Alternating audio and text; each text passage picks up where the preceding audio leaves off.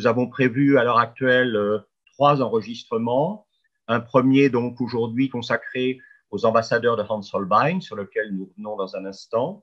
Et puis, il y aura une deuxième chose qui tournera autour de Turner et de la révolution industrielle.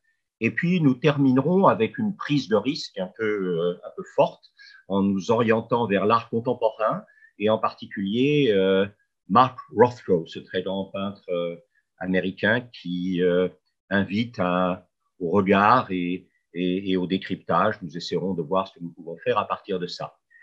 Alors, nous commençons aujourd'hui donc avec les ambassadeurs. Les ambassadeurs ont été peints par Hans Holbein. Nous allons y revenir en 1533.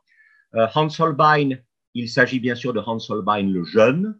Pour ceux d'entre vous qui nous avaient fait l'amitié de suivre la conférence autour de l'exposition enfin maintenant présentée au Louvre sur Albrecht Altdorfer, nous avions parlé du père de Hans Holbein l'Ancien, qui a travaillé surtout à Augsbourg, donc qui fait partie de cette école du Danube, dont Altdorfer est un des représentants les plus significatifs. Et Hans Holbein le jeune, donc, est né à Augsbourg. Je ne sais pas très bien si c'est 1497, 1498, et il est mort à Londres en 1543, ce qui suppose un itinéraire dont nous allons avoir l'occasion de reparler.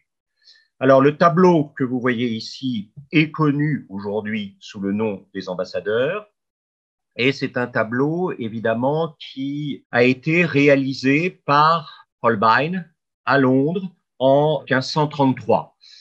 Alors,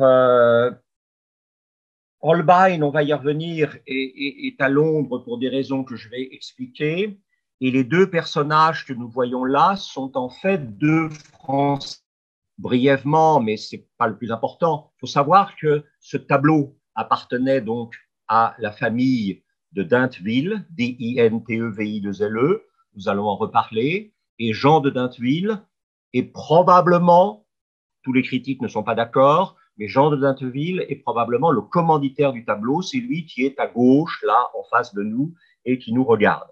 Ce tableau a été rapporté par Dinteville, on en reparlera tout à l'heure, dans le château familial de Polizy, près de Troyes. Il a été vendu à l'approche de la Révolution française à un aristocrate anglais, ce qui explique sa présence aujourd'hui à la National Gallery.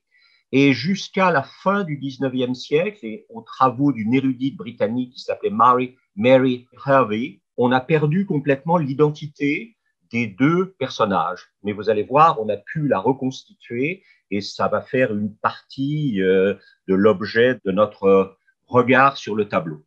Alors, regardons bien le tableau des ambassadeurs. Visiblement, deux personnages qui à la fois se ressemblent et en même temps sont assez contrastés. Alors, pour mieux comprendre ce contraste, il faut probablement repartir un tout petit peu plus tard dans le temps, enfin plus en avant dans le temps. Regardons par exemple, le tableau est aussi à la National Gallery à Londres, ce tableau de Pisanello, ce peintre du nord de l'Italie, qu'on associe généralement avec la fin du gothique international et l'approche de la Renaissance, les années 1430-1440. Ce que nous voyons là, c'est quoi? Nous voyons un axe central représenté par le sens, par le divin, la Vierge et l'enfant. Et en contrebas de cet axe qui est organisé dans le ciel, en quelque sorte, nous avons la nature, une terre un peu aride, une sorte de forêt, peut-être souvenir d'un jardin d'Éden perdu. Et puis, à gauche pour nous, mais à droite pour la Vierge et l'enfant, vous avez Saint-Antoine et c'est l'ermite et ses tentations. Regardez, il a sa cloche pour écarter les tentations, et puis il a son animal emblématique juste derrière lui, le cochon. Donc Saint-Antoine, c'est l'ermite, c'est le religieux, c'est le sacerdotal d'une certaine façon. Et puis, très élégant, à droite, nous avons Saint-Georges. Vous voyez peut-être à ses pieds, derrière les deux jambes de la cuirasse, le dragon terrassé, puisque Saint-Georges vient de terrasser le dragon. Et là, nous avons le chevalier. Alors, si ceux d'entre vous qui connaissent Georges Duby, vous retrouvez évidemment la triade classique de Duby sur la fin du monde médiéval, le chevalier, la femme et le prêtre. Hein, voilà. Et d'une certaine manière, la Vierge Marie, c'est le féminin, mais ici, c'est surtout le sacré. Et puis, d'un côté, vous avez la possibilité d'une vie religieuse, et de l'autre, vous avez la possibilité d'une vie chevaleresque et héroïque. Et alors, je pense, si vous voulez, que Holbein a représenté dans Jean de Dinteville le personnage de gauche, très probablement le chevalier, la vie active, l'engagement dans le monde, on va y revenir tout à l'heure, et puis à droite, avec un personnage qui s'appelle Georges de Selve, au contraire, probablement la vie, disons, intellectuelle, peut-être religieuse, mais on aurait peut-être ici un grand contraste qui serait l'homme d'action et l'homme de pensée, et vous aurez remarqué que les positions ont été inversées, hein, c'est-à-dire que normalement, l'homme de pensée, l'homme religieux, serait à gauche, c'est-à-dire à droite d'une présence centrale divine, et au contraire, l'homme d'action, le chevalier, serait à droite pour nous, mais à gauche pour la présence divine. Alors, je pense qu'il faut tout de suite dire quelque chose qui est très clair, c'est que dans le tableau où nous sommes ici, par comparaison évidemment avec le Pisanello, il n'y a pas d'au-delà. Ça, c'est très important. Ce grand rideau tiré, ce grand rideau somptueux, admirable travail effectivement sur le textile, ce grand rideau tiré, en même temps, évidemment, nous dit quelque part qu'il n'y a pas d'accès possible à un au-delà, ce qui est quand même extrêmement intéressant, et que nous sommes, d'une certaine manière, requis à l'ici et au maintenant. Et alors, évidemment, le détail que peut-être certains d'entre vous connaissent parce que vous avez déjà entendu des choses probablement plus intelligentes que les miennes sur ce tableau, c'est évidemment où sont passées la Vierge et l'enfant, où est passée la référence centrale, le point d'organisation du monde, ce centre à partir duquel tout se déploie et tout s'organise, ce centre divin, eh bien, il a effectivement, du moins au premier regard, disparu. D'ailleurs, regardez bien, ceci est la reproduction d'une carte postale à la National Gallery, dans la boutique de la National Gallery. Et pour ceux d'entre vous qui ont déjà commencé à regarder à la périphérie, et peut-être que finalement le grand art d'une vraie peinture, c'est à la fois de suggérer un centre et en même temps ensuite de nous dire que peut-être le centre ne suffit pas et qu'il faut aller chercher les informations à la périphérie. Eh bien, si vous regardez en haut à gauche du tableau, dans cette reproduction longtemps vendue à la National Gallery, vous ne voyez rien, alors que si vous regardez en haut à gauche du tableau ici, bien sûr, vous devinez, est-ce que le rideau est en train de se tirer vers la droite pour le découvrir? Est-ce que le rideau est en train de se tirer de la gauche vers la gauche pour finir de le cacher? Vous découvrez un extraordinaire crucifix.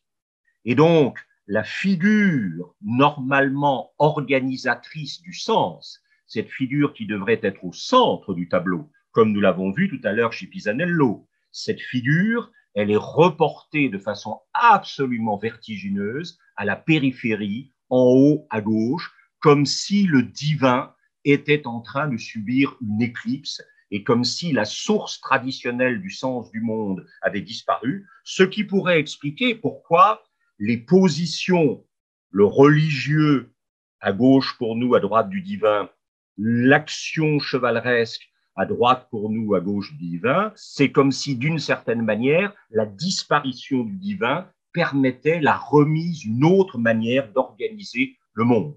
Alors évidemment, quand on parle de Hans Holbein et quand on parle du problème de l'éclipse du divin, on est forcément requis à un regard sur ce tableau qui est aujourd'hui encore un des trésors du musée des Beaux-Arts de Bâle, tableau qui a été réalisé par Hans Holbein à l'âge de 24 ans, en 1522, à un moment où il est installé à Bâle pour des raisons sur lesquelles nous reviendrons tout à l'heure. Regardez, c'est absolument fabuleux. La plupart des représentations du Triduum pascal, c'est-à-dire du vendredi saint, du samedi saint, du dimanche, les représentations de Pâques, les représentations sont généralement uniquement orientées soit sur le vendredi saint, la mort du Christ, soit sur le dimanche de Pâques, le jour de la résurrection. Et d'une certaine façon, c'est la mort du Christ, source du sens retrouvé pour le monde, et c'est la résurrection, confirmation de ce retour du sens, qui sont peintes par, évidemment, les peintres majeurs de l'histoire de la peinture. Et puis tout d'un coup, là, Holbein nous dit, mais non, ça n'est pas le vendredi saint qui compte, c'est pas le dimanche de Pâques, c'est le samedi saint. Parce que le samedi saint, au fond, là, quand vous voyez la pourriture qui est en train de s'installer sur le corps autour des plaies. Hein. La grande question, c'est, à votre avis, demain, il sort ou il sort pas?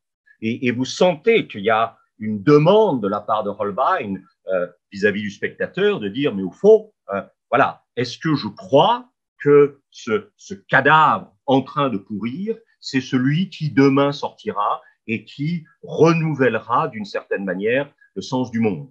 Alors c'est assez émouvant parce que sur la partie à droite de la tombe, puisqu'en fait on est dans le tombeau du Christ dont Holbein a enlevé évidemment la partie qui est vers le spectateur, vous avez à la fois la datation 1522 et puis en dessous de cette datation les deux initiales HH qui sont la signature de Holbein. Et le tableau donc a été réalisé entre 1520 et 1522. Pourquoi est-ce que Holbein est à Bâle? Holbein est à Bâle parce qu'il y est attiré par la présence d'un très grand intellectuel qui est Erasme.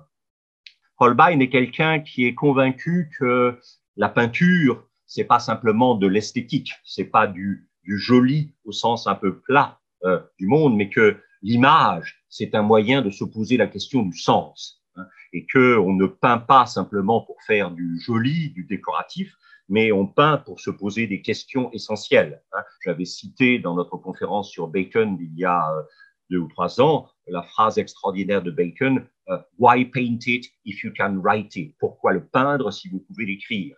La peinture est toujours une sorte d'écriture qui travaille évidemment sur le sens. Hein. Et donc, Holbein était convaincu, à juste titre, que probablement la peinture, dans un monde qui se défaisait, on va y revenir dans un instant, parce que c'est ça aussi quand même le sens du tableau, hein, un monde qui se défait. Hein. Eh bien, la peinture, dans un monde qui se défait, elle est chargée d'essayer de dire, évidemment, ce qu'il en va de ce monde qui se défait et peut-être de la possibilité de reconstruire un autre monde. Erasme était né le 28 octobre 1469, il est mort à Bâle le 12 juillet 1536 et vous voyez qu'il a posé sur un livre hein, dont les deux tranches sont importantes. D'un côté, évidemment, face à nous, nous avons en grec les travaux d'Hercule, donc cette idée que l'intellectuel est une sorte d'Hercule de l'esprit et qu'il lui faut, à travers des travaux, essayer constamment de redonner du sens au réel, au monde. Et puis, sur la tranche latérale, il y a tout simplement l'affirmation, évidemment, de l'identité de l'homme dont Holbein a fait le portrait. Généralement, Erasme signait Desiderius Erasmus Roterodamus, hein, nous rappelant qu'il est originaire de Rotterdam. Et vous voyez ici, bien sûr, les deux mots Erasmus Roterodamus qui apparaissent sur la tranche latérale. Alors, il ne faut jamais oublier qu'en 1515, Erasme va publier un texte absolument fondamental qui s'appelle Éloge de la folie. Et ce que je trouve extrêmement émouvant, c'est que ce que vous voyez à gauche, c'est l'édition originale de l'Éloge de la folie de Erasme et le personnage du fou sur lequel, inévitablement, les Shakespeariens verront des liens évidents, par exemple, avec la Nuit des Rois sur laquelle nous sommes en train de travailler, mais avec le Roi Lear et pratiquement tous les grands textes shakespeariens voient apparaître cette figure qui propose à contre-pied de la sagesse traditionnelle ce qui peut apparaître comme de la folie, mais qui est en fait probablement une sagesse plus réelle, plus authentique. Hein. Le fou avec son chapeau à grelots, son costume multicolore et puis la marotte qu'il tient à la main. Le dessin que vous voyez ici dans la marge du texte original, après de l'édition originale d'Erasme, l'Éloge de la folie, ce dessin est de Hans Holbein, le jeune lui-même. Donc on est là quand même dans quelque chose de même le très beau portrait. Nous avons une série de portraits absolument magnifiques d'Erasme par Holbein qui manifestent l'admiration de Holbein pour Erasme. Et je n'ai pas pu résister à la tentation de remettre ici cette citation de Shakespeare dans Comme il vous plaira, la scène 1 de l'acte 5. A fool thinks himself to be wise, but a wise man knows himself to be a fool. Voilà. Et c'est clair que c'est pas la même chose. Il faudrait pas traduire le mot fool de la même manière ici, probablement en français. Hein. Un imbécile pense qu'il est sage, mais un homme sage sait qu'il y a en lui quelque chose de la folie. Hein. Voilà. Ce Christ mort de Holbein qui renvoie probablement à cette entrée dans un monde dans lequel la référence au Dieu chrétien n'est peut-être plus la source d'organisation du monde. Et alors en plus, si vous voulez, Bâle va être touché par évidemment la réforme sous l'influence d'un homme qui s'appelle Johannes Oeco-Lampade, qui est d'origine allemande, qui va venir s'installer à Bâle et qui, entre 1525 et 1529, va véritablement faire basculer Bâle dans la réforme, y compris avec un aspect de la réforme fondamentale qui est l'iconoclastie, c'est-à-dire la destruction des images, que ces images soient des images peintes ou des images sculptées, dans la mesure où, pour les réformés radicaux, l'image a abandonné son statut d'icône, c'est-à-dire qu'elle n'est plus le moment d'une méditation par la médiation du visible sur quelque chose qui est l'invisible et le domaine de la foi, mais l'image devient quelque chose qui flatte les goûts sensuels, sensibles et sensuels de l'œil et qui, au lieu d'entraîner vers la contemplation du mystère sacré, fait, d'une certaine manière, offre à l'œil le plaisir de sensations qui ne peuvent être finalement que troubles et qui ne peuvent que détourner l'âme d'une contemplation authentique du divin. Alors, évidemment, face à cette iconoclastie représentée par Oeco-Lampade, quand vous êtes peintre, c'est un peu embêtant. C'est-à-dire que si on vous dit, écoutez, non, dans le domaine du sacré, il n'y aura plus de commande, hein, on ne vous commandera plus de tableaux sacrés parce que vos tableaux qui représentent soi-disant les sujets religieux ne sont pas des icônes, ce sont des idoles. Évidemment, si vous êtes un jeune peintre, un peintre qui commence à entrer dans sa maturité et qui cherche un peu d'argent, une clientèle, là, vous avez un véritable problème. Et c'est là où, à nouveau, intervient Erasme. C'est le troisième portrait d'Erasme par Holbein que nous voyons. Et c'est Erasme qui va suggérer à Holbein de quitter Bâle, où son métier de peintre ne peut plus véritablement s'exercer de façon satisfaisante pour lui, et il va l'envoyer en Angleterre. Et Holbein partira en Angleterre en 1526, donc en plein dans cette période 1525-1529 où Oeco-Lampade est en train de réformer profondément Bâle. Il reviendra en 1528, il restera 4 ans et ensuite il repartira entre 1532 et 1543 à Londres où il mourra.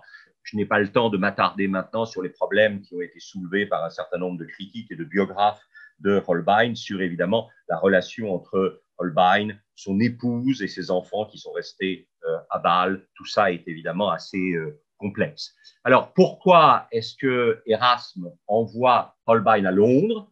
Erasme envoie Holbein à Londres tout simplement parce qu'à Londres, il a un ami humaniste comme lui, extrêmement proche, qui s'appelle Sir Thomas More, que Sir Thomas More, qui est né le 7 février 1478 et qui mourra décapité sur ordre du roi Henri VIII le 6 juillet 1535, Thomas More est à ce moment-là au sommet de son pouvoir, c'est-à-dire qu'il est à la fois la plus grande figure intellectuelle du royaume d'Angleterre et qu'il est aussi le chancelier, c'est-à-dire le premier ministre finalement du roi Henri VIII. Vous le savez, c'est parce qu'il s'opposera au divorce d'Henri VIII avec Catherine d'Aragon et à son remariage avec Anne Boleyn que Sir Thomas More, dont nous voyons ici le portrait par Holbein qui est à la collection Frick à New York, Sir Thomas More donc sera décapité, puis ensuite évidemment canonisé par l'Église catholique romaine.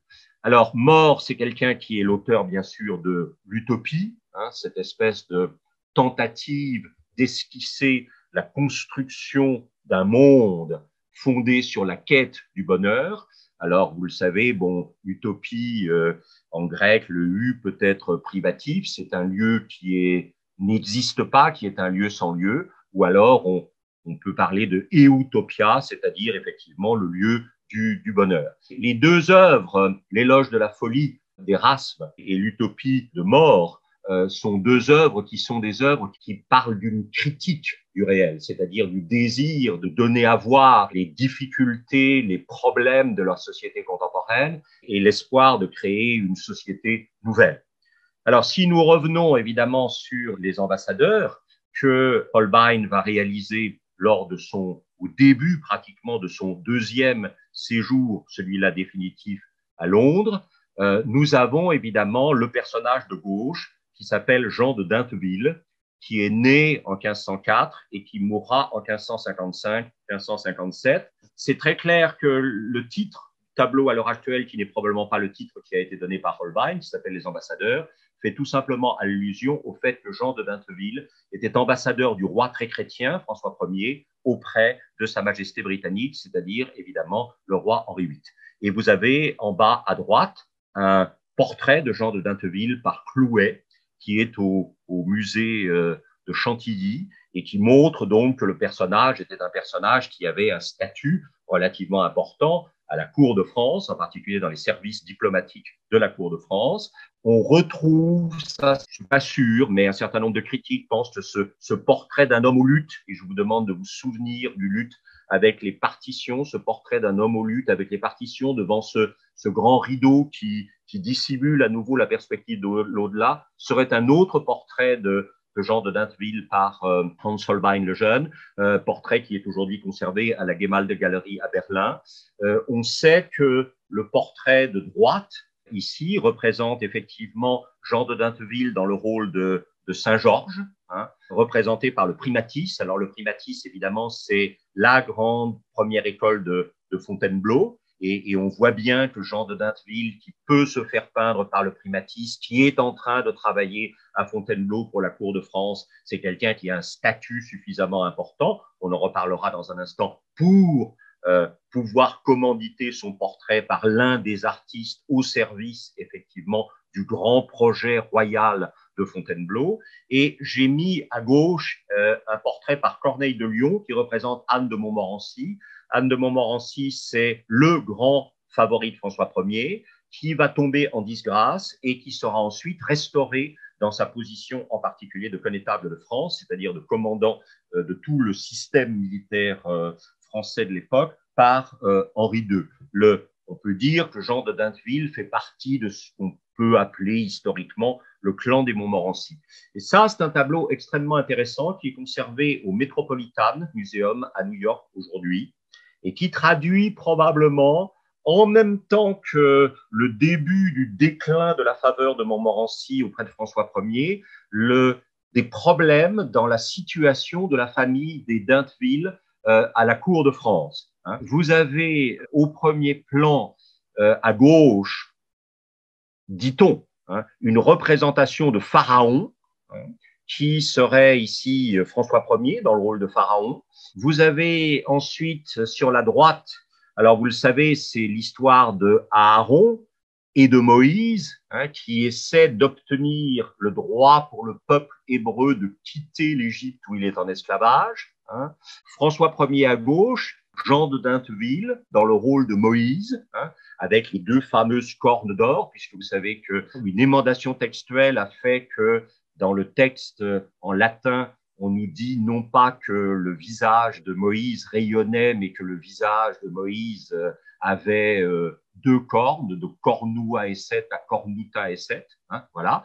Donc, on a les deux cornes qu'on retrouve dans le Moïse de Michel-Ange. Et puis, sur la droite, vous auriez Aaron, qui est François de Dinteville, qui était évêque d'Auxerre à l'époque, et qui est en train de transformer son bâton en serpent. Alors, ce qu'on voit évidemment, c'est que les deux frères, et on a les deux autres frères sur la droite derrière, dont l'un sera obligé de quitter la France pour accusation de sodomie, et dont l'autre sera mis en cause dans ce qu'on a pensé à un moment être l'empoisonnement du dauphin, le fils aîné de François Ier. Donc, les Dinteville ont connu à un moment une éclipse de leur faveur, en parallèle probablement avec l'éclipse de leur patron qui était Anne de Montmorency. Et ce tableau assez étonnant, anonyme, on ne sait pas qui est-ce qui l'a peint, montre les Dinteville dans le rôle de Moïse et d'Aaron, Aaron dont le bâton va se transformer en serpent pour montrer la puissance divine et essayer de forcer la décision du pharaon. Donc, on a une situation de tension chez les d'Intville dans leur position à la cour de France et qu'ils ont essayé de faire représenter dans cette sorte de tentative de Moïse et Aaron d'obtenir une décision favorable du pharaon François Ier. Voilà. Alors, dans le tableau, Jean de Dinteville porte l'ordre de Saint-Michel, qui était à l'époque le plus grand ordre de chevalerie française, créé par Louis XI en 1469. Vous voyez le médaillon du collier de cet ordre, où on voit effectivement à droite Saint-Michel terrassant le dragon. Et puis, il tient à la main une dague dans son fourreau, et sur cette dague, évidemment, on lit Aet, c'est-à-dire Aetatis, Suae, 29. Aetatis, bien sûr, c'est l'âge, hein, Aetas, Aetatis, et donc ça veut dire dans la 29e année de son âge. Donc c'est une époque, évidemment, où on fait une très grande carrière diplomatique à 29 ans. À 29 ans, on est ambassadeur d'une des plus grandes puissances européennes auprès d'une autre très grande puissance européenne. Et alors, ce que j'aime beaucoup dans la composition époustouflante de Holbein, c'est la position des pieds. Regardez ce pied qui est central au milieu des choses. Jean de Dinteville, c'est l'homme d'action, c'est-à-dire qu'il a le pied fermement posé au milieu des choses.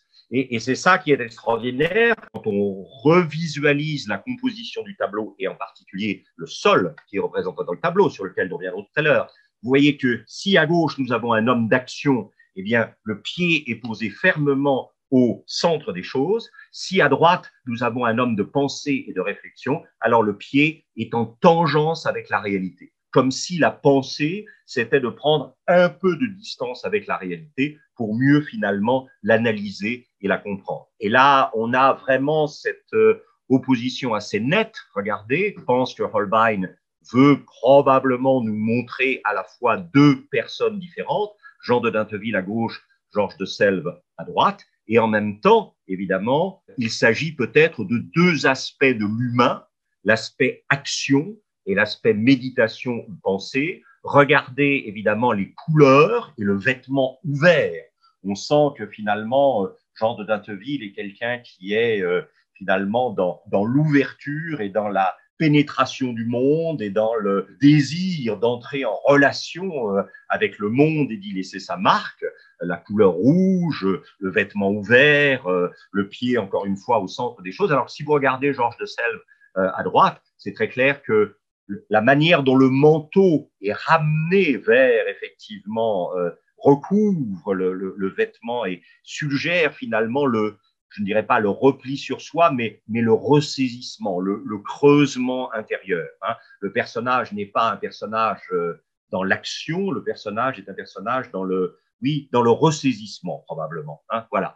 Alors, et à nouveau, cette idée du pied qui est à la tangence des choses. C'est-à-dire que finalement, ce n'est peut-être pas quand on est au cœur de l'action qu'on peut mieux comprendre ce qui est en train de se passer. Il faut accepter de temps en temps de prendre des distances. Georges de Selve est né en 1508, il est mort en 1541.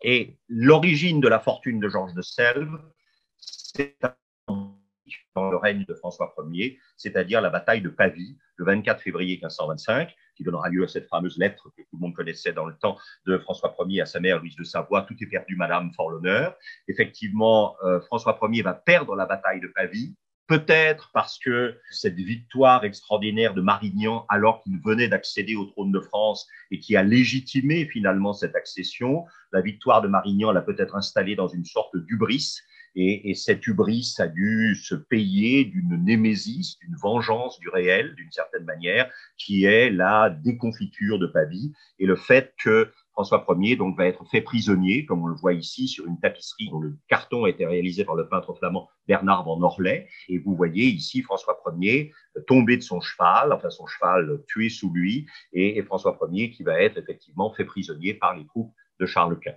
Alors il sera emmené à Madrid. Il faudra que la France négocie effectivement un traité et une rançon, et il y aura deux très grands négociateurs, le cardinal de Tournon, mais peut-être plus important encore parce qu'il a entièrement la confiance de Louise de Savoie, la mère de François Ier, Jean de Selve, un grand parlementaire français, père de Georges de Selve. Et c'est probablement pour remercier Jean de Selve, le père de Georges de Selve, dont nous avons peut-être un portrait ici à gauche, qui est conservé au château de Windsor, mais nous n'en sommes pas sûrs. Le fils sera donc fait à 21 ans évêque de Lavaur. Et en même temps, c'est quelqu'un qui sera chargé de missions diplomatiques secrètes auprès des réformés, en particulier des réformés allemands. C'est quelqu'un qui essaiera de toutes ses forces de maintenir l'unité de la tunique du Christ, c'est-à-dire d'éviter la radicalisation de la réforme en une sorte de rupture complète avec Rome. Il n'y parviendra pas, bien sûr. Il restera toujours assez attaché au dialogue avec la réforme. Il est en 1533 à Londres pour des raisons qui ne sont pas très claires. On sait par exemple que Jean d'Indeville et Georges de Selve ont voulu que cette visite de Georges de Selve soit, du point de vue de Jean de Dinteville, immortalisée par le tableau, et en même temps, ils n'ont pas souhaité que leur protecteur commun, le connétable de France, Anne de Montmorency, ils n'ont pas souhaité que cette visite soit connue, cette rencontre à Londres en 1533 soit connue d'Anne de Montmorency. J'ai déjà insisté, et j'y reviens brièvement, sur cette idée de, comment dirais-je, oui, encore une fois, je ne vois pas de meilleur mot que le ressaisissement, c'est-à-dire cette idée de se reconcentrer, se recentrer sur soi-même. On pourrait probablement, on parlait effectivement de la vaporisation et de la condensation du moi. Hein. Qui est-ce qui dit ça? Est-ce que c'est Baudelaire? Est-ce que c'est Mallarmé? Je ne sais plus trop. Peu importe, vous réfléchirez à ça. Hein. D'une certaine manière, avec notre ami Jean de Dinteville, on est dans la vaporisation du moi, c'est-à-dire laisser sa trace, laisser sa marque, influencer le monde. Chez Georges de Selve, on est dans la condensation du moi, c'est-à-dire le ressaisissement, qui n'est pas du repli, qui n'est pas de la frilosité par rapport au monde, mais qui est cette idée de expansion, contraction d'une certaine manière, systole, diastole, ouverture vers le monde, et puis ressaisissement, voilà. Alors, ce qu'il y a de très intéressant, c'est que tout à l'heure, nous avions l'âge de notre ami Jean de Dinteville sur sa dague. Maintenant, nous avons l'âge de notre ami Georges de Selve sur le livre. Aetatis suae 25, il a 25 ans.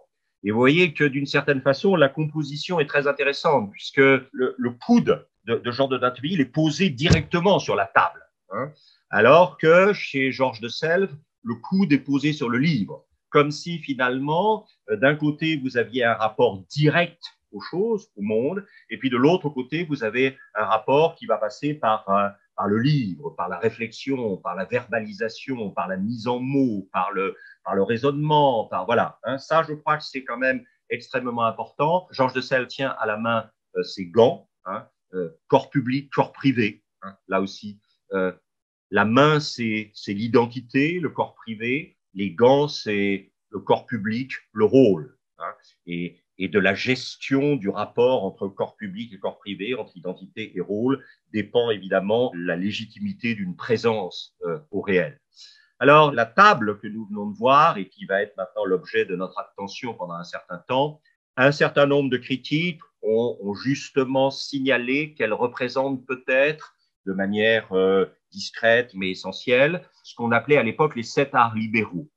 C'est-à-dire cette idée qu'un homme ne pouvait prétendre à une responsabilité d'une part du réel que s'il était, on ne parlait à l'époque malheureusement que des hommes, hein, s'il était formé dans ces 7 arts libéraux. L'un qu'on appelait le trivium et qui consistait en la grammaire, c'est-à-dire parler correctement, la dialectique, raisonner correctement, et la rhétorique, c'est-à-dire faire en sorte que l'argumentation, la parole ne soit pas sans une certaine beauté. Beauté qui permettait évidemment une juste capacité de convaincre. Hein.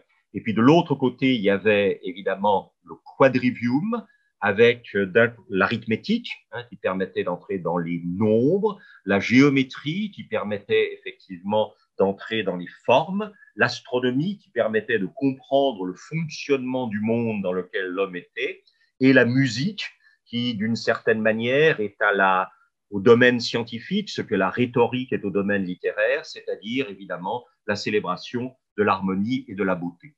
Alors, je crois qu'il serait un petit peu vain de chercher par objet, mot par mot, le rapport entre trivium, quadrivium et ce que nous voyons ici, mais je crois que c'est important de garder présent à l'esprit effectivement ces 7 fondements d'une intelligence responsable du réel à l'époque.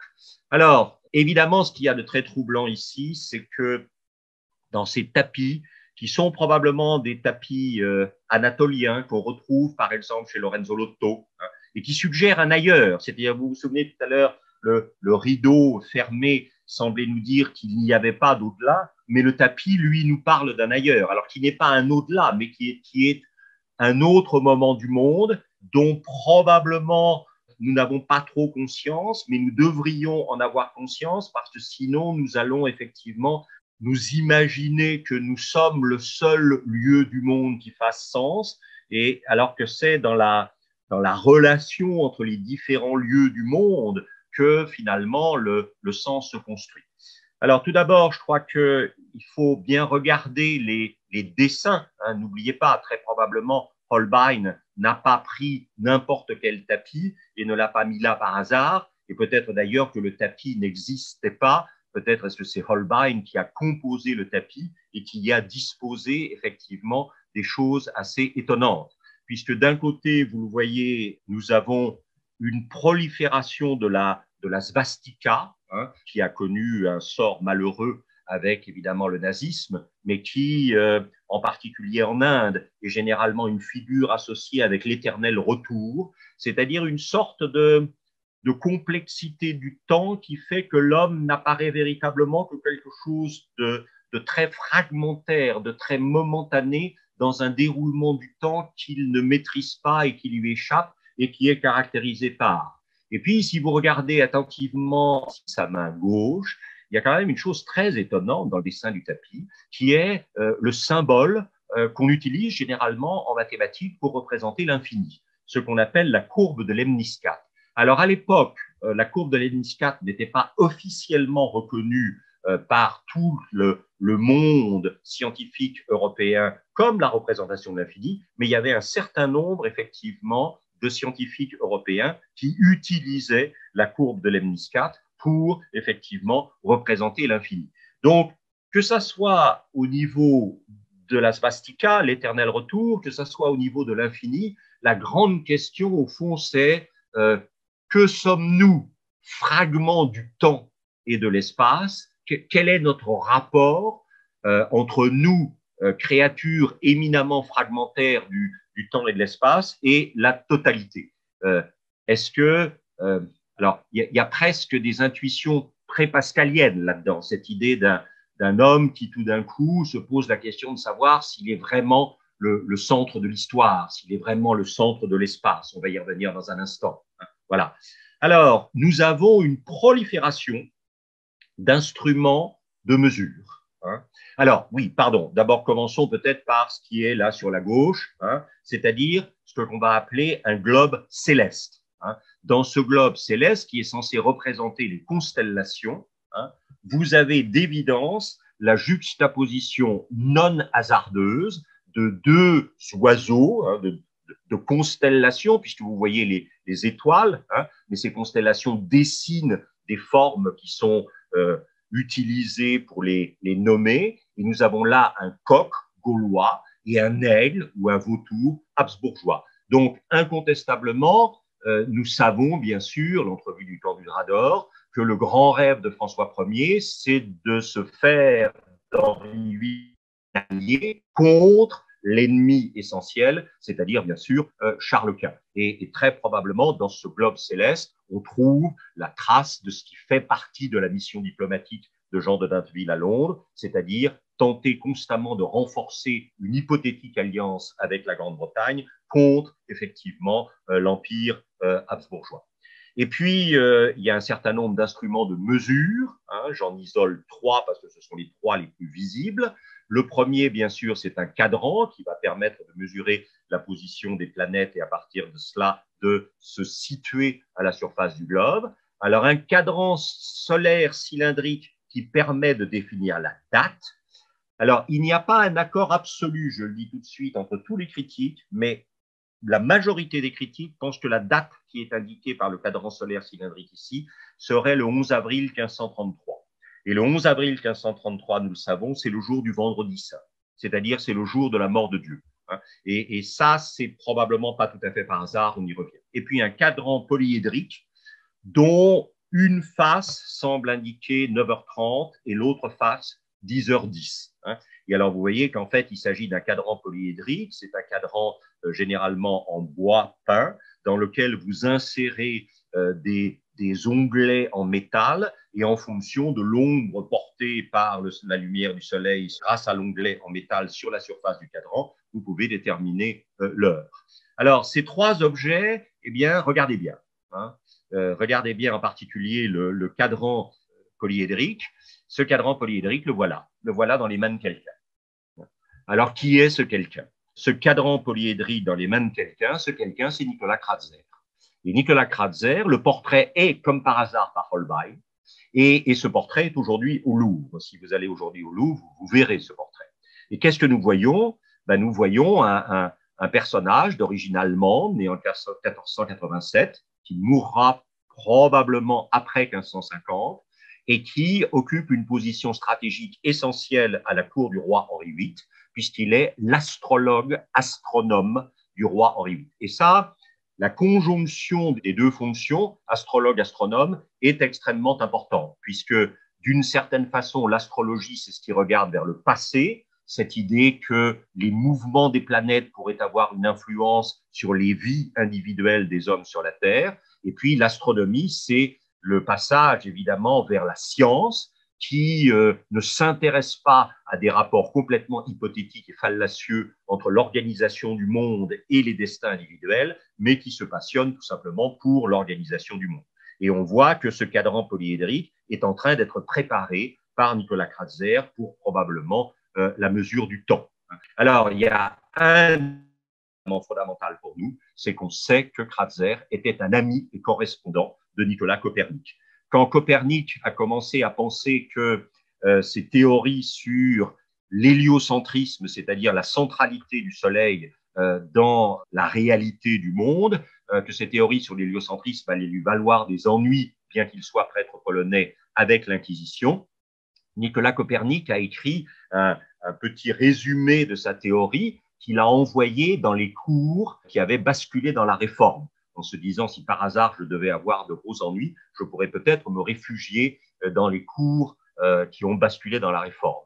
Il a été un peu déçu parce qu'on lui a fait comprendre que bien que la Réforme ait gagné un certain nombre de cours, l'héliocentrisme n'y était pas très bien vu et que le géocentrisme, cette idée que finalement le sommet de la création divine, c'était la création de l'homme, le sixième jour, et que donc, sommet de la création, l'homme ne pouvait être que sur la planète centrale, planète immobile, autour de laquelle tournaient toutes les autres planètes pour contempler la merveille de la création divine. Et on sait que Nicolas Copernic donnera le bon à tirer de son De Revolutionibus Orbium Coelestium, dont notre ami Marie-Odile nous a si souvent et si brillamment parlé. Eh bien, avant même de donner le bon à tirer, il avait tenté. Et on sait que Kratzer a été approché par Copernic avec cet abstract, ce résumé de sa théorie. Et donc, très probablement, Kratzer était au courant de la révolution copernicienne. Or, il était à Londres et on voit bien que les objets qui sont dans le tableau dans le portrait de Nicolas Kratzer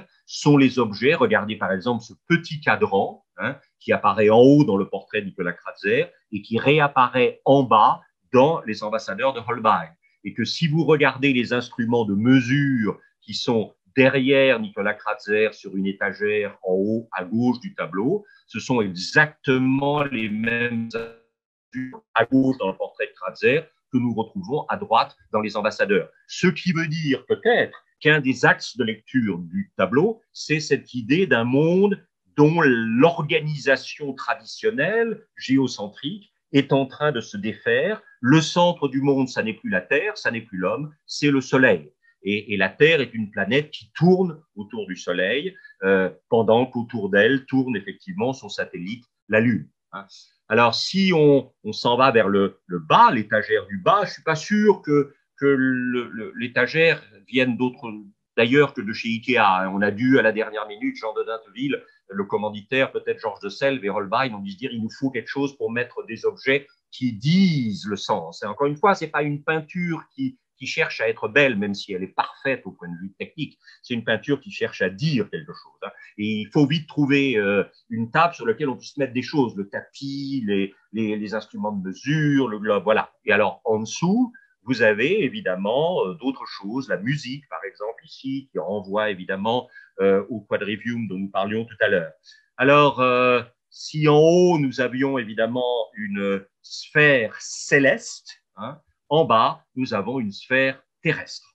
Et cette sphère terrestre qui met effectivement le sud en haut et le nord en bas, d'une certaine manière, hein, on va renverser pour mieux la comprendre. Et évidemment, ce qui est intéressant, c'est que vous allez voir, en vous en allant vers la gauche, hein, au milieu, effectivement, des différentes manières d'indiquer l'espace, voilà, vous avez une ligne rouge. Si vous lisez un tout petit peu, vous voyez une référence à la Castille et au Portugal. Eh bien, il s'agit bien sûr de ce qu'on appelle la ligne du traité de Tordesillas. Hein. Traité de Tordesillas qui a, en 1490, le monde. Hein. Et vous le voyez, la ligne centrale orange, c'était celle que avait proposée le pape Alexandre VI. Et Alexandre VI, c'était un pape espagnol, Borgia. Et vous voyez que dans cette première division proposée par le pape, l'ensemble de l'Amérique échappait au Portugal.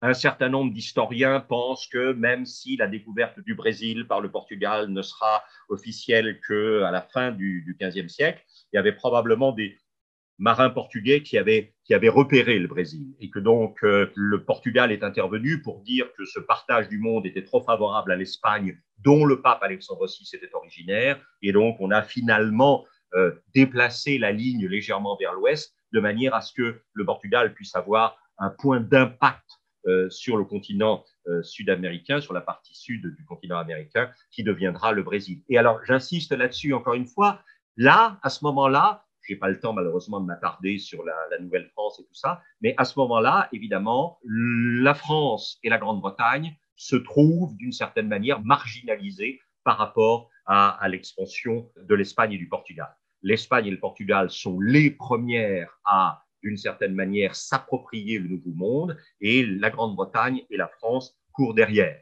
Hein. Alors, si on renverse encore une fois la map monde, hein, on s'aperçoit évidemment que ici l'Europe est représentée. Hein, et si on s'intéresse plus particulièrement à la partie de l'Europe qui est la France, eh bien, on voit ici pratiquement au milieu de l'image un endroit qui s'appelle Polisi ou CI, Polysie, c'est-à-dire le lieu d'enracinement près de Troyes de la famille des d'Indeville, ce qui semble bien prouver que le commanditaire du tableau, c'est bien Jean de Dinde, comme l'ont dit certaines personnes. Et c'est cette idée, finalement, d'une dialectique entre le local et l'universel. Hein. Nous sommes dans un monde qui est un monde déjà pratiquement post-copernicien, comme j'ai essayé de le montrer, cette idée d'un univers qui devient de plus en plus mystérieux et illisible, puisque la Terre n'en est plus le centre, et que, au fond, finalement, face à l'illisibilité de ce monde, eh bien, il n'y a qu'un seul endroit où on puisse véritablement s'enraciner, c'est le local, c'est le lieu d'où on vient. Et on sait encore une fois que le tableau de Holbein a été transporté de Londres à Polisy, près de Troyes. Vous avez ici le château de Polisy entouré par les différents moulins sur les bords de la Seine et de ces petits affluents qui constituaient une partie de la richesse agricole de la famille de d'Indeville. Et à partir de 1537, Jean de d'Indeville va connaître une sorte de paralysie qui va l'amener à se retirer à Polisy, où il va faire venir carrément des artistes bellifontins, des artistes de Fontainebleau, qui vont redécorer le château. Et on sait que dans la grande salle baroniale, celle où Jean de Dinteville recevait ses vassaux, il y avait une grande table en U, comme dans les grandes structures monastiques, avec chaque vassal avait sa place à cette table, un grand espace vide central. Au bout de la pièce, une estrade. Sur cette estrade, la table du maître de maison. Et derrière le maître de maison sur le mur, il y avait le tableau des ambassadeurs, bien sûr. Hein. Alors, si on revient, il n'y a pas simplement le globe, hein, il y a, vous le voyez, un livre, une partition musicale. Et cette partition musicale, à gauche, vous avez le texte d'un hymne religieux qui s'appelle le Veni Sancte Spiritus, vient Saint-Esprit, et à droite, vous avez un autre hymne qui consiste à chanter les 10 commandements. Alors, l'important, bien sûr, c'est que le texte de ces hymnes n'est pas en latin, il est en allemand dans la traduction de Martin Luther.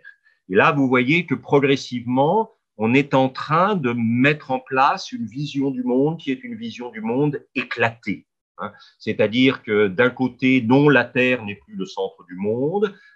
Oui, il y a des figures de l'infini du temps, l'éternel retour, il y a des figures de l'infini de l'espace. Où est-ce que nous sommes? Dans un ici et un maintenant, mais qui ne semble plus avoir accès à un ailleurs, à un au-delà. Et le tissu de la vie quotidienne de l'Europe est en train de se fragmenter avec la réforme. Hein.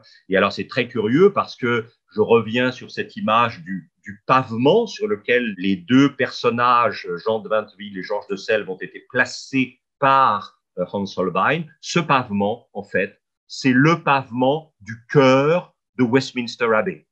Le pavement du chœur de Westminster Abbey, réalisé par ces artistes d'origine italienne qu'on appelle les cosmati et qui étaient spécialisés dans les opus sectilés de mosaïque et qui ont déployé leur art entre le XIe et le XVIIe siècle à travers toute l'Europe. Ce sont donc des artisans italiens qui sont allés réaliser le pavement de Westminster Abbey. Et c'est sur ce pavement qu'en 1533, exactement dans la contemporanéité du tableau, Henri VIII a fait prononcer sur ce pavement l'annulation de son mariage avec Catherine d'Aragon, sa première femme, et la possibilité pour lui d'épouser sa deuxième femme, Anne Boleyn, la mère de la future Élisabeth Ier, et surtout la proclamation de ce qu'on appelle l'acte de suprématie, c'est-à-dire qui fait du souverain d'Angleterre le chef de l'Église en Angleterre. C'est-à-dire, évidemment, c'est ce qu'on appelle le schisme anglican qui a lieu en 1533. Et donc, les deux personnages sont placés sur une autre figure de rupture. Vous avez la figure de rupture du texte de Martin Luther, vous avez la figure de rupture du pavement. Alors, autre élément, évidemment, c'est, vous vous le souvenez, les éléments du portrait de Kratzer avec le compas. Hein.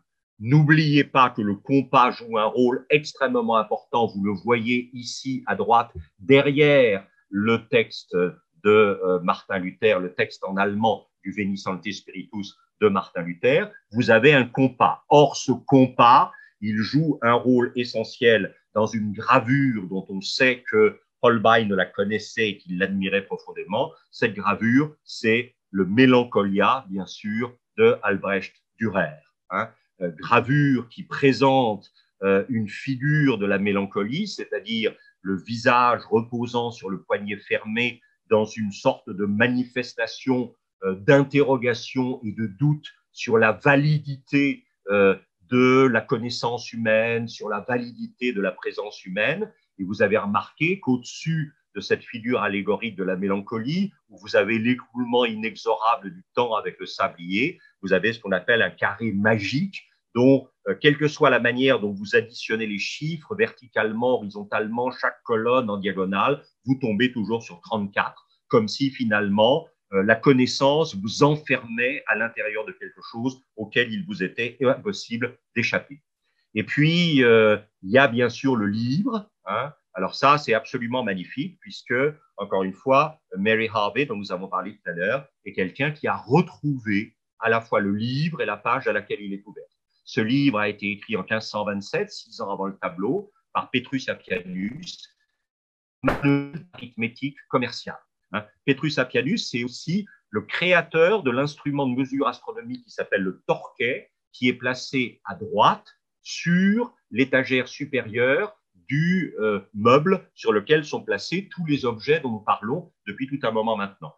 Appianus, c'est quelqu'un qui n'est pas conscient de la révolution copernicienne. Quand il produit une image du monde, la Terre est encore au centre, entourée par le cercle de son satellite, la Lune, et on voit que le Soleil est reporté au-dessus, plus loin que Mercure et que Vénus. Voilà les deux objets de Pierre Appian qui sont à l'intérieur du tableau des ambassadeurs et qui montrent bien l'importance de la culture de Hans Holbein, de la culture contemporaine scientifique de Holbein et de ses commanditaires et de son commanditaire Jean de Dinteville. Vous avez le Torquay et vous avez cette grammaire. Et alors, ce qu'il y a d'absolument fabuleux, c'est que le livre est ouvert à la page de la division.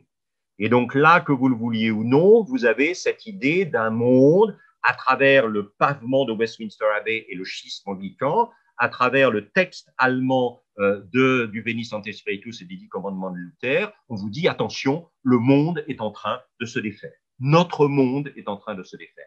La grande obsession d'Erasme qui était que le christianisme européen ne se fragmente pas, eh bien, cette grande obsession d'Erasme, dont très probablement Holbein a parlé avec lui à Bâle, cette obsession d'Erasme, elle est en train, effectivement, de se réaliser négativement. Oui, l'Occident chrétien est en train de se défaire. Et cette arithmétique du marchand, regardez bien, me fait irrésistiblement penser à ce tableau de Quentin Metsys, qui s'appelle Le changeur de monnaie. Quentin Metsys est un Anversois. C'est un tableau qui a été fait 19 ans avant le nôtre. Regardez bien à la fois la pomme, en fait, qui est une orange, mais qu'on appelait la pomme d'Asie, qui renvoie peut-être au péché originel, et puis le reflet de la fenêtre sur la carafe en haut à gauche. Ça, c'est très important. Et regardez bien maintenant, ça c'est fondamental, qu'est-ce qui se passe dans les mains de cette femme? Est-ce que cette femme est en train de faire apparaître l'image sacrée, ou est-ce que cette femme est en train de lâcher la page qui va faire disparaître l'image sacrée? Et si on renverse évidemment l'image, vous voyez bien qu'en fait, elle est sur le point de laisser tomber la page qu'elle tient, et cette page va retomber sur l'image sacrée, et comme si d'une certaine manière, l'image sacrée, comme le Christ tout à l'heure, déporté en haut à gauche du tableau, cette image sacrée est en train de disparaître. Au profit de quoi? Il ne s'agit plus de la foi, il ne s'agit plus du dogme, il s'agit de la valeur, et cette valeur, elle est finalement l'objet d'un contrat, une valeur contractuelle. Et alors, regardez, c'est très extraordinaire parce que vous avez au premier plan ce miroir effectivement convexe qu'on appelait à l'époque une sorcière, qui vous permet de voir que dans la pièce où sont le changeur de monnaie et sa femme, il y a un autre homme que l'on voit là, et que cet autre homme, il est en train de désigner l'extérieur, et qu'il vous dit, si la valeur qui est calculée à l'intérieur ne correspond pas à ce qui se passe à l'extérieur, cette valeur est fausse. Et si vous vous souvenez tout à l'heure, on avait regardé le reflet du dehors dans la carafe sur l'étagère, et là, vous avez l'homme qui désigne effectivement le monde extérieur comme source finalement, le réel, comme source finalement de la valeur contractuelle décidée par. C'est un tableau absolument fascinant. Et alors, vous voyez bien, on était dans un monde du prêtre et du chevalier, on est entré dans un monde du marchand. Et c'est probablement pas pour rien que vous avez ce magnifique tableau de Holbein qui représente Georges Giese. Georges Giese était le patron de la Ligue hanséatique dans les entrepôts du Steelyard Yard à Londres. Et ça, c'est évidemment cette idée d'un marchand, alors avec des éléments symboliques comme les souliers de la fidélité conjugale, toujours le reflet du monde extérieur de la fenêtre sûre, et puis l'idée évidemment de l'identité de Georges Giese, de son inscription dans le temps, et puis cette idée du fait qu'il n'y a aucun plaisir sans douleur, qui est la devise qui est marquée en bas ici à gauche et qu'il signe effectivement de son nom. Ce portrait de marchand est très important, ça veut dire que le chevalier et le prêtre ne sont peut-être plus les grands acteurs du monde contemporain.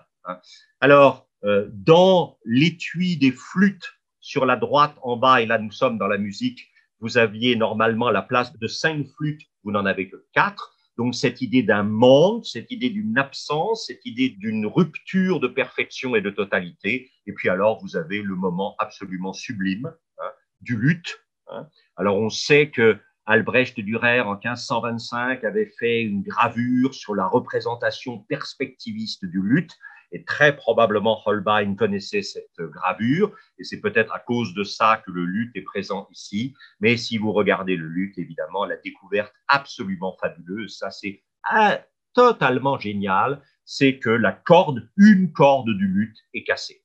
Et que si cette corde du luth est cassée, évidemment, l'harmonie est impossible. Et c'est ce qu'on nous dit depuis le début du tableau. Nous vivons dans un monde en crise.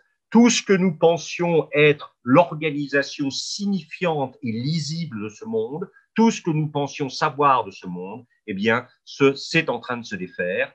On est passé d'un monde de l'héroïsme et de la foi à un monde de l'échange et à un monde du contrat. On est passé d'un monde qui était géocentrique à un monde qui est héliocentrique. On est passé d'un monde où le christianisme offrait une vision unie et unique de la position de l'homme dans l'univers et du sens. Le christianisme est en train d'exploser dans tous les sens et cette perte d'harmonie qui évidemment se trouve, regardez, c'est extraordinaire, hein, parce qu'après tout, vous pourriez vous dire, c'est quand même curieux qu'on n'ait pas dit à Holbein qu'il faudrait peut-être faire disparaître le pli du tapis, hein, puisque dans le tableau, à un moment, le tapis fait un pli, hein, ce qui est quand même un signe de désordre, qu'on le veuille ou non, une fois encore, hein, de disharmonie. On aurait pu mettre de l'ordre.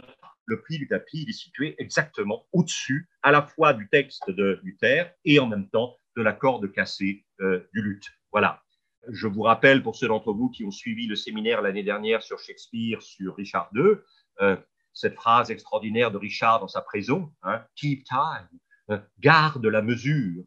Quelle est aigre la douceur de la musique, hein, quand le temps est perdu, quand le rythme est perdu et quand aucune proportion n'est plus respectée.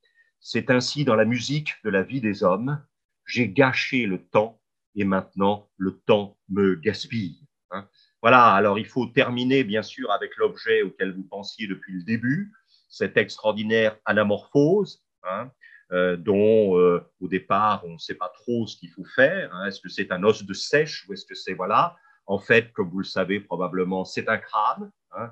Alors, ça n'est pas une anamorphose réversible, c'est-à-dire ça n'est pas une anamorphose qui peut être lue dans les deux sens simultanément, comme on le voit ici par exemple avec cette anamorphose qui représente simultanément un canard et un lapin. Et il suffit d'avoir effectivement l'agilité de lecture pour voir tantôt le lapin, tantôt le canard. Dans l'anamorphose de Holbein, il faut probablement changer de position. C'est ce qui nous est suggéré dans un autre portrait anamorphique étonnant qui date de 13 ans après les ambassadeurs. L'image en haut qui représente le roi Édouard VI, hein, le fils unique d'Henri VIII qui lui succédera à sa mort en 1545. Vous avez Édouard VI, c'est un portrait là aussi anamorphique. Vous voyez que le visage d'Édouard VI est complètement déformé, alors que par ailleurs, derrière, vous avez un paysage clairement organisé. Je vous ai mis une deuxième reproduction au milieu parce que à droite, vous devriez voir une encoche dans le cadre et on vous dit que si vous mettez l'œil dans l'encoche du cadre, vous allez voir le portrait anamorphique restauré avec un changement complet sur lequel je ne peux pas m'attarder maintenant dans le paysage. Autant quand le visage du roi était déformé, le paysage semblait accessible et un lieu de promenade, d'activité humaine. Le visage du roi redevient clairement lisible par le déplacement de l'œil du spectateur. Le paysage se tend et devient d'une certaine manière un peu inaccessible et hostile.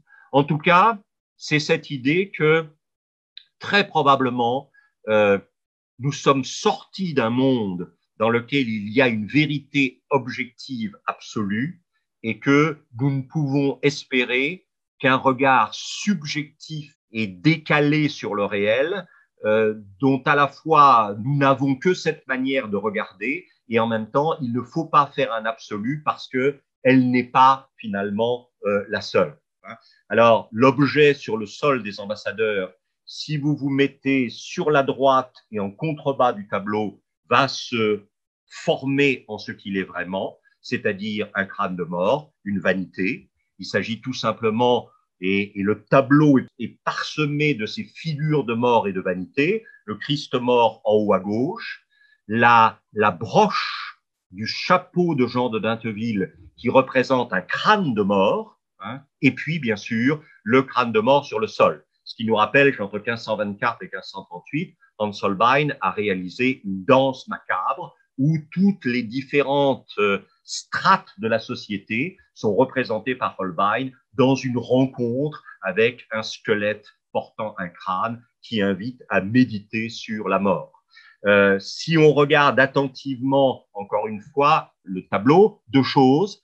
Derrière les jambes de Jean de Dinteville, vous avez l'étui du luth, hein, c'est-à-dire finalement le corps quand l'âme s'en est retirée. Si l'âme, c'est évidemment la musique, et la musique produite par l'instrument, il y a quand même une musique qui est produite par le luth, qui est l'âme, et le grand étui que nous voyons par terre là, c'est d'une certaine manière le destin à la mort de tout corps quand il ne peut plus produire sa musique et sa contribution à la musique de l'univers. Et puis en bas à gauche, là, vous avez évidemment la signature, hein, Johannes Holbein Pingebab, 1533, Jean Holbein m'a peint en 1533. Et je vous rappelle que Hall appartient à ce registre de langue anglo-saxonne qui veut dire creux, et que Bein, dans un allemand archaïque, veut dire os. Et donc, l'os creux, Holbein, c'est évidemment ce crâne de mort qui produit le sens de vanité de l'ensemble de l'œuvre. Nous ne sommes que des êtres destinés à la mort, ce qui ne veut pas dire que nous sommes responsables de ce que nous faisons, que nous ne sommes pas responsables de ce que nous faisons en attendant la mort. Je dirais même que ça rend encore plus important le fait que, puisque nous sommes destinés à la mort, il nous faut vivre, mais il faut être conscient des conditions nouvelles dans lesquelles nous vivons, c'est-à-dire nous avions cru un monde uni, organisé, lisible. Nous vivons dans un monde désuni, fragmenté, désorganisé, illisible. Et ça, évidemment, c'est très important. Regardez la somptuosité du visage de Jean de Dinteville. J'ai toujours pensé que Holbein avait fonctionné un tout petit peu comme nous fonctionnions quand nous étions enfants, quand nous épinglions des papillons sur des cartons. Hein. Le visage de Jean de Dinteville, il est épinglé. D'une certaine manière, il est presque déjà dans la mort. Hein. Et en même temps, à la fois la peinture le sort de l'action, la peinture l'immobilise, la peinture l'épingle, hein, d'une certaine façon, comme un papillon, et en même temps, elle lui permet de survivre en l'épinglant, comme d'ailleurs Georges de Selve. Et puis, une dernière petite chose pour terminer, c'est-à-dire cette idée qu'au fond, ce que je crois très important dans ce tableau, c'est que si vous restez face au tableau, vous ne voyez que une forme illisible, donc ce crâne de mort est illisible. Voilà, et vous ne pouvez pas comprendre. Si vous faites le mouvement qui consiste à vous déporter vers la droite et à vous mettre en contrebas du tableau, vous pouvez lire le crâne. Mais à ce moment-là, vous ne pouvez plus lire le reste du tableau. Et ce qui me paraît extrêmement intéressant, c'est qu'au fond, finalement, la composition du tableau, c'est elle qui nous en donne le sens. Pour pouvoir comprendre ce tableau, il faut probablement juxtaposer deux regards. Un regard qui regarde le tableau de face et qui reste dans l'énigme de ce qui est posé sur le sol en bas, et puis un regard qui regarde le tableau d'en bas à droite et qui perd à ce moment-là la conscience du reste du tableau, mais qui comprend évidemment le crâne de mort. Et je pense que la leçon ultime du tableau, c'est qu'en temps de crise ou de difficulté, ça n'est que par la rencontre des lectures, la rencontre des attentions, le partage des intuitions, l'idée que nous devons mettre en commun nos sensibilités, nos intelligences, nos repérages, nos visions, nos intuitions, ça n'est que dans une communauté que nous parviendrons à lire ce qui nous menace et ayant lu ce qui nous menace, que nous parviendrons à construire ensemble les chemins pour échapper à cette menace. Voilà, je vous remercie et je serai heureux de vous retrouver pour une autre lecture bientôt.